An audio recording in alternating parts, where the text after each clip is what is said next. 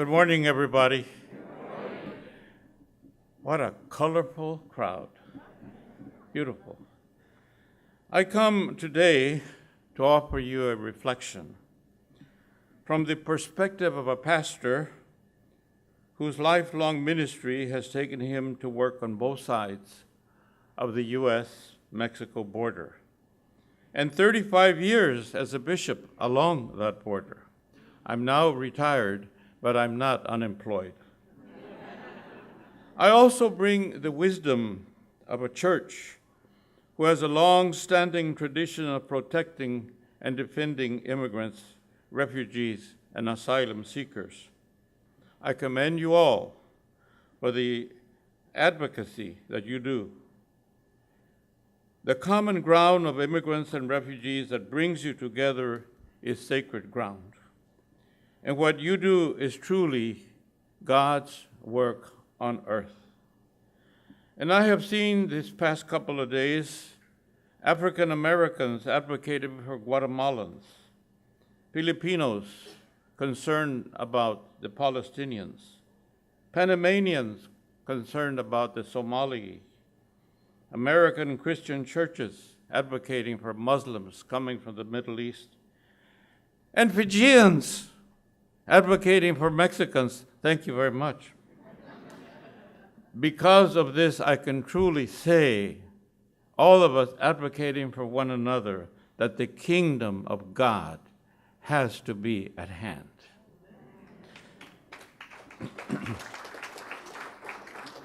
I will begin with the story of two men and how their lives intersected. First, there is this man called Franco Tuccio, a carpenter who lives on the island of Lampedusa, located halfway between the island of Sicily and the mainland of northern Africa. The island is 8 miles long and is inhabited by 6,000 people. The other man is Pope Francis. This story is how Providence brought Franco Tuccio and Francis together. The island of Lampedusa is often the site where boats filled with refugees from Africa capsize or are shipwrecked. Hundreds of people drown in the surrounding sea, and their bodies float to the shores of Lampedusa. The residents of the island often have to bring the bodies ashore for proper burial. Many hundreds of bodies are never recovered. In 2016, almost 5,000 migrants lost their lives trying to cross the Mediterranean, which is more than 3 times the number who drowned when the Titanic sank in 1912. At one point, Franco Tuccio became so saddened, so frustrated at the tragedies that he and his townspeople were witnessing that he didn't even feel like working. But then, on May 8th, 2011, something happened that brought him a ray of light. The people of Lampedusa received word early that morning that a ship carrying refugees was about to crash on their shore. People came from the island to the rescue, including Franco. They rescued 528 migrants. Franco then, this is important, he gathered a few pieces of leftover wood from wrecked ships and took them to his shop. Leftover wood. Franco is a man apparently of spiritual depth and theological insight, as you will see. He started to see parallels between the people who died on the boats and the stories of Jesus and his disciples crossing stormy seas. Father Daniel Grudy, a theologian at the University of Notre Dame, went to Lampedusa to interview Franco. By the way, Father Grudy is a specialist in the theology of migration. From the driftwood, Franco started to make crosses. He told Father Grudy, "I saw in each cross the life of a person, which brought me to tears. And with each cross I felt like I helped restore their dignity. like I helped save the life of a person. Father Grudy adds that those who had been nobodies with the fashioning of these crosses had become somebodies. In the summer of 2013, later on, an overcrowded boat of migrants capsized in the middle of the Mediterranean. These migrants had hoped to find shelter and protection on European shores, where they could live with dignity and in peace. Only 8 of them survived by clinging to the fishing nets of a Tunisian boat. They pleaded for help to be brought into the boat, but when the fishermen saw the migrants, they cut them loose, and the 8 drowned. Some 316 Somali migrants died that day. Volunteers of Lampedusa pulled more than 100 corpses from the ocean. Hundreds of them were never recovered. Recently elected Pope, just a few months before, Francis heard the story and expressed desire to go to Lampedusa to make a gesture of closeness and to challenge the conscience of the world. He went to his Secretary of State. He says, Your Excellency, I have to go to Lampedusa, and I have to go soon. Oh, Your Holiness, I don't think you should go right now. You were just elected Pope. You're just getting settled. Besides, it takes months to prepare something like this with all the protocol and all the security. It'll take at least 3 months, Your Holiness. Oh, my God. He went back the next day to him. I really want to go to Lampedusa. Will you please make it possible? Oh, we'll start making preparations right now, but it will take 3 months. Oh, he got frustrated. The next day, he called Alitalia Airlines and made his own reservation. And the Secretary of State got a call from Alitalia. We have this man called Jorge Bergoglio, that's his real name, who wants to go to Lampedusa. Oh, my God. In 8 days, he was in Lampedusa.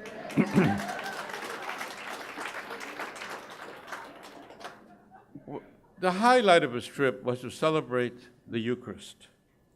On an altar and an ambo constructed by Franco from the remnants of the shipwrecked wood, he used a wooden chalice fashioned from the rudders of a ship. What was the message of Francis at Lampedusa?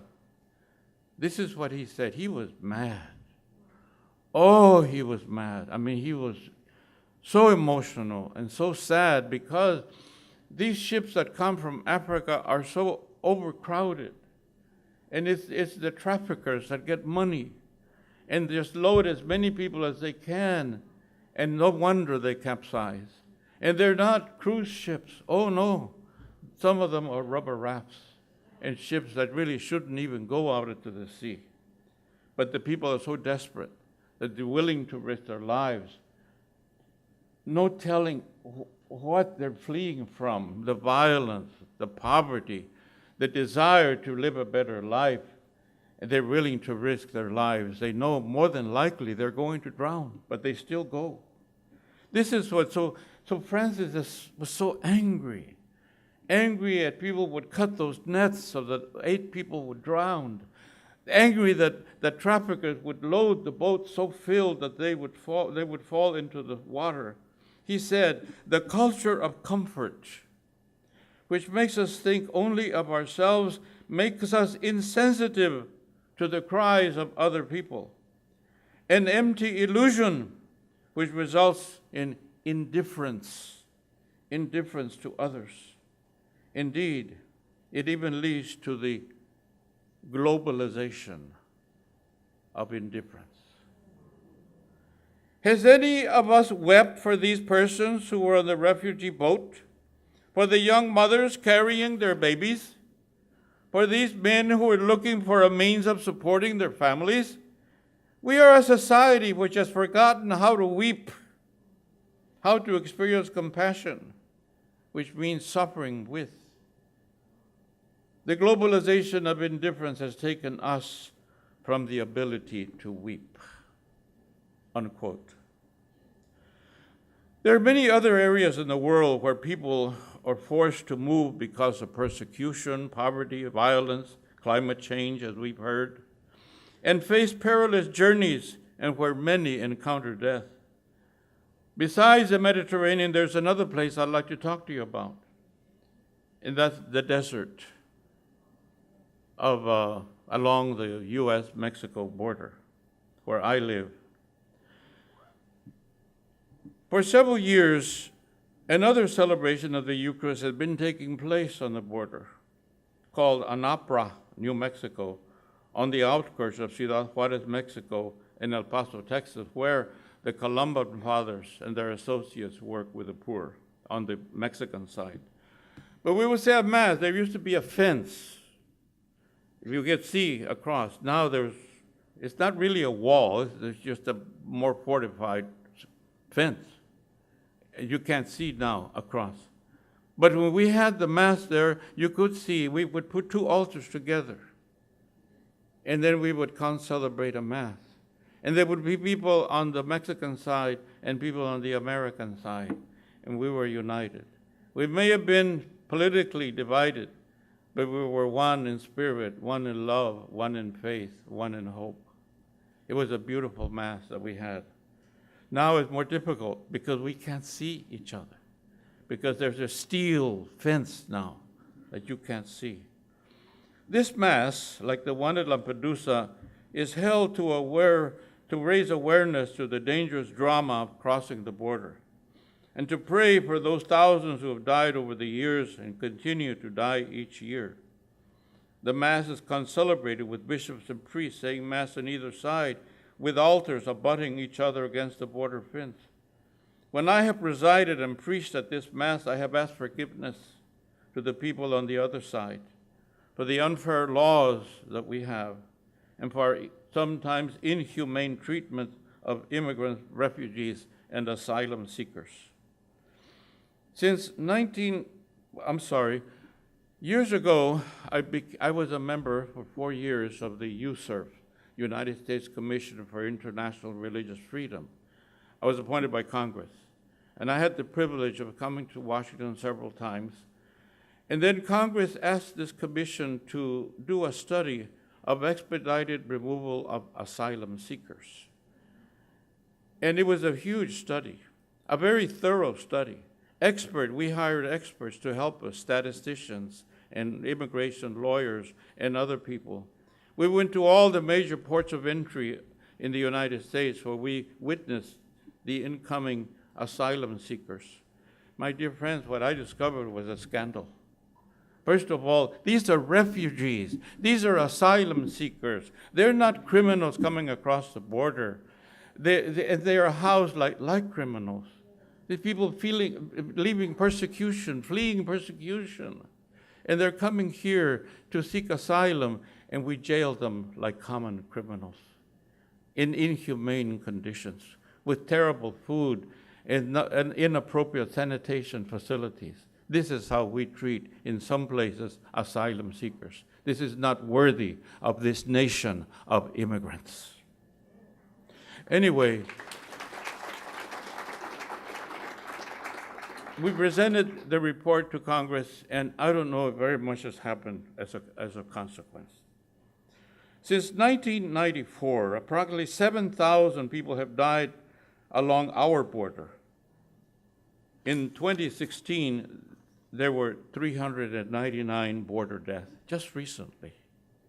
This is happening now. And in 2017, last year, there were 412. Most die of dehydration and hyperthermia. It is estimated that 40% of these are never identified. It is reported by the Border Patrol that unauthorized immigration is at its lowest level since 1972. And here we're militarizing even more the border. The only increase in arrivals are accompanied children fleeing gang violence and drug cartels in Central America. More Mexicans have been leaving our country in recent years than arriving at our border. More Mexicans are going back to Mexico than those coming in. And one of the reasons is because Mexico is starting to produce more jobs. I was in Mexico City just 2 weeks ago, and I saw all kinds of constructions, big skyscrapers. Mexico City started to look like New York City, for better or for worse. Anyway, when unaccompanied children arrive at our borders, the churches, Catholic, Protestant, others along the border assist them with safe and clean shelter, clothing, hot meals, and communication with relatives and other sponsors to whom our government releases them.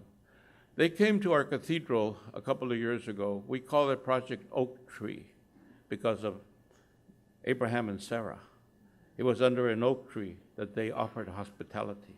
So it was the Oak Tree Project, and hundreds of these sometimes mothers with their children came hoping to find asylum. And they would stay with us maybe 2 or 3 days at our cathedral. But we fed them and we clothed them. And the lady said, "We're going to be reunited with our husbands. Could you find us some makeup? Could you bring us some earrings?" Well, the community brought earrings. I think the Lutherans brought the earrings. Thank you, Lutherans. The Presbyterians must have brought the cosmetics.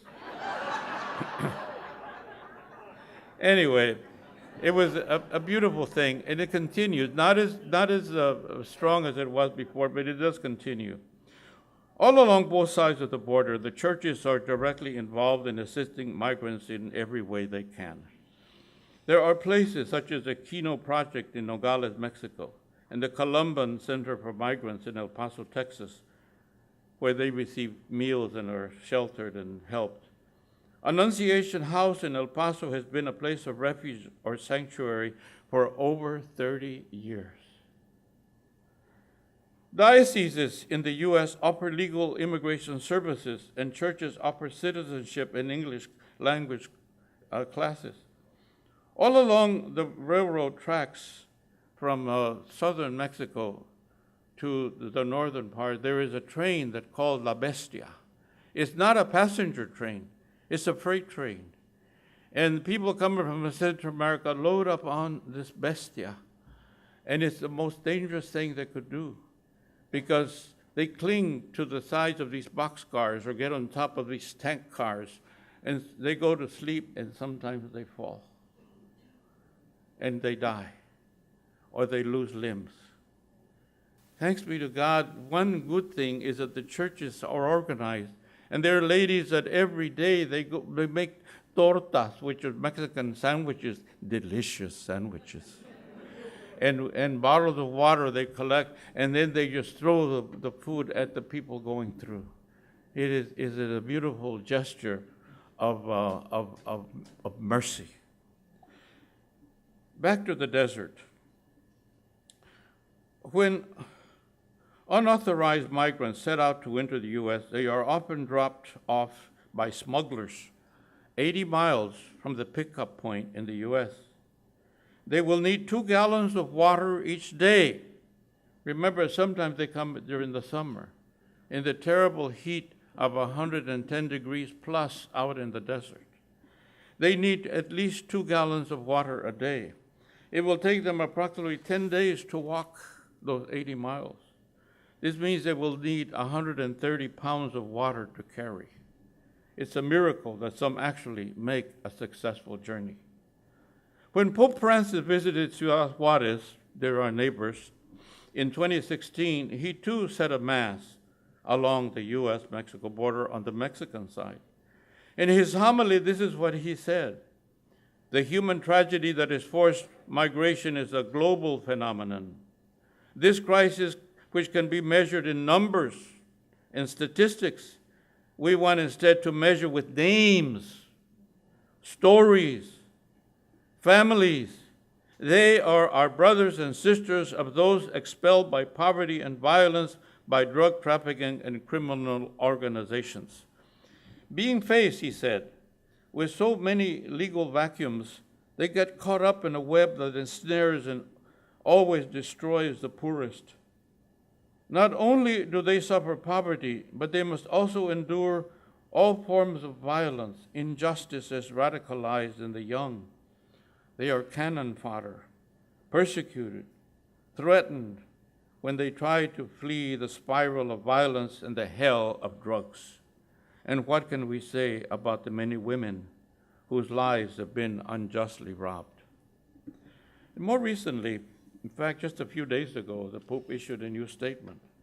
It is stunning for a Pope to say, what I'm going to give you now is simply stunning.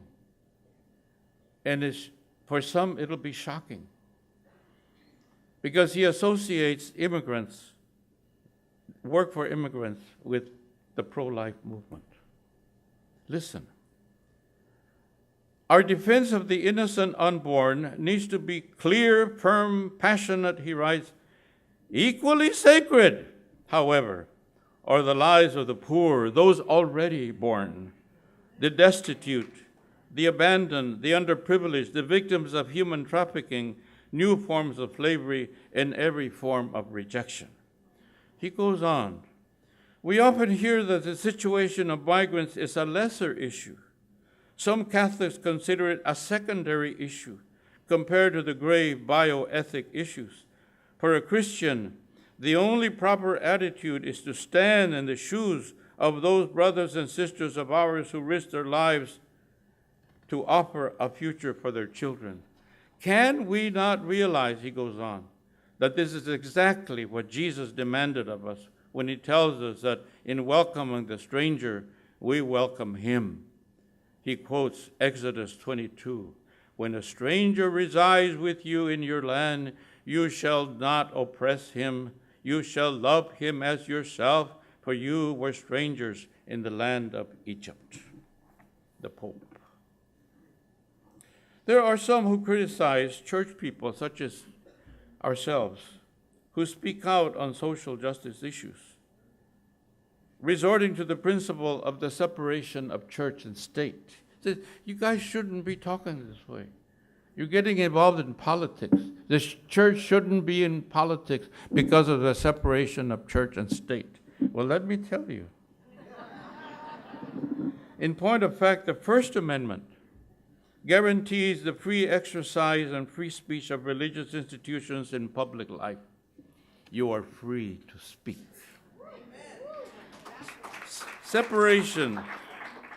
The separation of church and state was never intended to silence religion from participation in public discourse concerning issues related to humanitarian and social justice issues.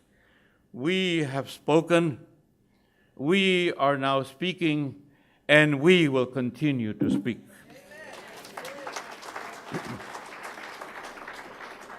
On April 3rd of this year, the White House announced plans to deploy the National Guard to the U.S. border to check what they argue was a growing threat of undocumented immigrants, illicit drugs, and crime from Central America.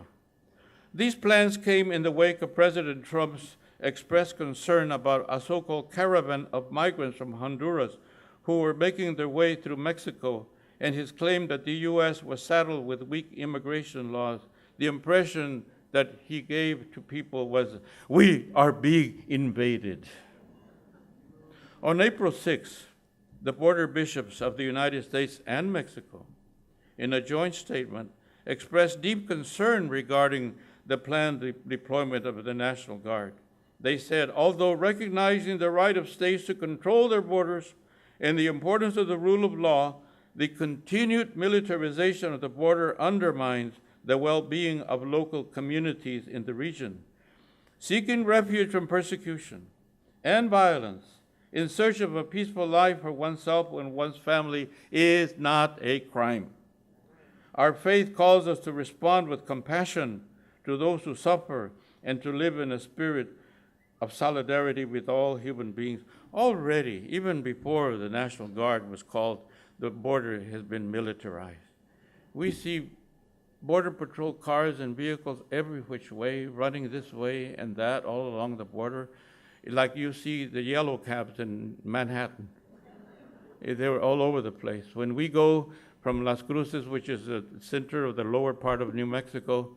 By the way, in case you don't know, you don't need a passport to come to New Mexico. And we use U.S. currency. Anyway, when we go west or north or east, we have to go through checkpoints. And the Border Patrol, they can be kind, they can be understanding, and they'll say, oh, you're an American citizen. Yes, okay, go on. But sometimes they'll ask questions, like, where are you going? Oh, I'm going to Carlsbad. What are you going to do? I'm a bishop. I'm going to go say Mass. Are you a Catholic? I said, yes. Okay, go on. If I tell them, you know, you're not supposed to ask me those questions. You're only supposed to ask me if I'm a citizen, and I am a citizen. I was born in Texas. And so I want to get going. If I question them, say, why are you asking me these questions? Say, pull over. We have to call the supervisor from El Paso. You may have to wait 2 hours to wait for the supervisor to come. It's not easy to live along there. But already we're over-militarized. We have enough, more than enough Border Patrol officers and others there. They don't know what to do. There was one man from El Paso who wrote a book. He joined the Border Patrol to find out the inside story of what they do. He said the biggest challenge of the Border Patrol is boredom. We don't know what to do. And I debated whether to tell you this. You're such nice people. But I'm going to tell you anyway. That sometimes they do funny things to entertain themselves. They will decorate cactus with female undergarments. I didn't know whether I should say it, but that sort of brings sort of color to the conversation. Of course, we leaders in the church are concerned about the not-so-beautiful wall that the current administration wishes to construct. But at the same time, we are most concerned about the deportation of family members. These deportations are causing the separation of families, separating parents from each other, parents from their children. We are seeing this phenomenon all too frequently in our communities. People who have lived here for years and years and years, been paying taxes, involved in our churches, in our communities, involved with things like the Red Cross. We never before have so many in our country lived in the shadow of fear. We can do better, as I said before, in this nation of immigrants. We are able to integrate refugees and immigrants. We've done it many times before. I recall when we received Hungarian refugees fleeing the communist regime. And we know of thousands of Cubans that have been welcomed into the U.S. and continue to be welcomed. Numerous boat people from Southeast Asia have been settled here, many with the help of our churches. We are able to integrate people. We are in a position to welcome people and resettle them in our country. Giving us great hope is the promulgation of 2 global compacts on immigrants and refugees to be issued next September by the United Nations. All nations are being asked to sign on to these global compacts. The Vatican is cooperating fully with this project. Unfortunately, the United States had decided not to be part of this. I was honored to attend a meeting at the Vatican last June when the compacts were discussed by advocates of the Church for immigrants and refugees. I was happy to learn that some countries are exemplary, most exemplary in their response to those who desire to migrate into the land, such as Canada. Canada is great. Germany, Italy, Uganda, Jordan, and Lebanon, among others. Lebanon is very interesting. I understand like at least 1/4 of those residing in Lebanon are refugees. They have taken in so many. And Jordan also has taken some. The Vatican has published a set of 20 action points that provide welcome. No, I'm not going to read the 20 points. That promote welcome, protection, promotion, and integration of displaced people. These 20 points single out the protection and safety of people that have been pushed out of their home countries due to circumstances beyond their control. They also call for fundamental right of all people to seek an education at all levels. One of the major points is that migrants and refugees must never be returned to a country that has been deemed unsafe, and we are doing it. I'm getting close to the close. Thanks be to God. I want you to remember this phrase. When hospitality is offered, wonderful things happen. When hospitality is offered, wonderful things happen. Amen. Look at what happened with Abraham and Sarah when they entertained and offered hospitality to 3 strangers. Adam and Sarah didn't know who they were. They just knew that they were hungry and needed a place to spend the night. They had been promised a child, and they hadn't had a child. And they were over the hill. I mean, they were at least 100 years old. And we know what happened the next day after they had eaten, a big Texas barbecue. These 3 and all kinds of tortillas. These 3 strangers assured their hosts that by next year, they would miraculously, at their late age in life, have a child. With the gift of Isaac came the fulfillment of Yahweh's promise that they would have descendants as numerous as the stars in the sky and the sands on the seashore. The birth of that son was the beginning of the story of salvation. And it began with a grand gesture of hospitality. Our story of salvation became with a gesture of hospitality. You see what I mean? Wonderful things happen when hospitality is offered. Some of our churches are seeing blessings on account of newly arrived immigrants that we welcome. This is certainly true of the Catholic Church in the United States. In his interview in Lampedusa with their carpenter, Franco Tuccio, Father Grudi was inspired to create a rich symbolism of the chalice Franco carved out of driftwood of ships that were wrecked in Lampedusa. Franco told Father, when I was making the stem of the chalice, I used a piece of wood that had a nail in it. I had to remove the nail in order to carve the stem. When I saw the hole, I imagined a hand with a hole in it. Later on, as I put the nail back in the stem, it formed a cross. The symbolism moved me deeply. I realized that the cross, which is a symbol of death, supported the cup, which is a symbol of life.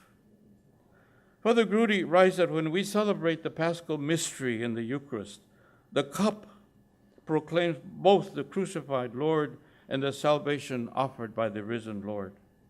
He says it this way, in his own body, in his own blood, Christ's passion reveals the way God plunges into the turbulent and stormy waters of the human condition and holds within himself the sufferings of the world.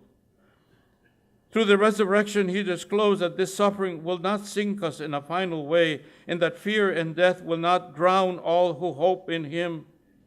As his body becomes viaticum, food for the journey, to those who cling to him in faith, it opens a way to pass through this world to the land where there's no suffering and no more mourning and no more tears. Appropriately, Father Grudi quotes St. Augustine, who made the connection between the saving wood of the cross and our migration to eternal life. St. Augustine said, there is no means of passage to the fatherland unless borne by the wood. He walked in the sea to show that there is a way in the sea. But you who are not able in any way to walk in the sea, be carried in a ship, be carried by the wood. Believe in the crucified one, and you shall arrive there. I told last night at the Mass the people what I learned from a Marian old sister, Sister Joan Berninger. She says, Bishop, you can be overwhelmed by the problems of the world. They're so huge problems, and there's so many problems. And you might feel, well, I don't have money, I don't have power, I don't have influence. What can I do? It's just little old me. He says, Bishop, think of the hummingbird, the tiniest of all birds. When it flutters its wings, the whole world feels the breeze. We are all hummingbirds. I see a whole bunch of hummingbirds. Some are big hummingbirds. And when we flutter our wings all together, we will form a hurricane of justice and peace. Don't give up. Never tire of doing good. I finished with one of my favorite authors, Flannery O'Connor, who wrote a book of prayers. And one of her prayers is this one. Oh God, my heart is full of me. Rid my heart of me. I'm so selfish and so self-centered. Get rid of that, the me in my heart. And when my heart is empty, fill it with you. And because you are love, everything I do, everything I decide, everything I judge, everything I see will be out of love for you. Fill me with you. And oh God, make me a chapter. Make of my life a chapter in your book of the salvation of the world. Amen.